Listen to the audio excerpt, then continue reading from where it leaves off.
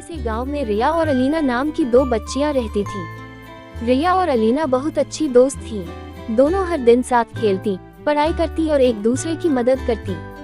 पूरे गांव में उनकी दोस्ती की मिसाल दी जाती थी। एक दिन गांव में एक मेले का आयोजन हुआ। मेले में कई सारी दुकानें, खेल और खिलौने थे। रिया और अलीना दोनों बहुत उत्साहित थी और वे मेला घूमने के लिए साथ गईं। मेले में उन्हें एक बहुत सुंदर गुड़िया दिखी। गुड़िया देखकर दोनों ने सोचा कि वे इसे खरीद लें, लेकिन उनके पास पैसे कम थे और गुड़िया महंगी थी। रिया ने कहा, चलो हम दोनों मिलकर पैसे इकट्ठे करते हैं और यह गुड़िया खरीद लेते हैं। अलीना ने भी सहमति जताई। दोनों ने अपनी अपनी गुल्लक में जमा पैसे निकाले, लेकिन फिर भी उनके पास पूरे पैसे नहीं थे।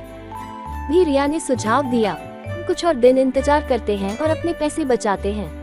लेकिन अलीना ने लालच में आकर सोचा कि वह अकेले ही गुड़िया खरीद लेगी।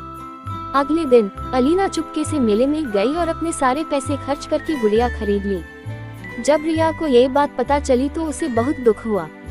उसने सोचा कि अलीना उसकी सच्ची दोस्त नहीं है, लेकिन रिया ने कुछ नहीं कहा और चुपचाप अपने घर चली गई। कुछ दिन बाद अलीना की गुड़िया टूट गई। अब उसे समझ आया कि उसने दोस्ती के बजाय अपनी लालच को चुना था और वह बहुत पछताई। वह रिया के पास गई और माफी मांगी। रिया ने उसे माफ कर दिया और कहा, दोस्ती सबसे बड़ा खजाना है। अगर हम एक दूसरे का साथ दें तो हर मुश्किल हल हो सकती है।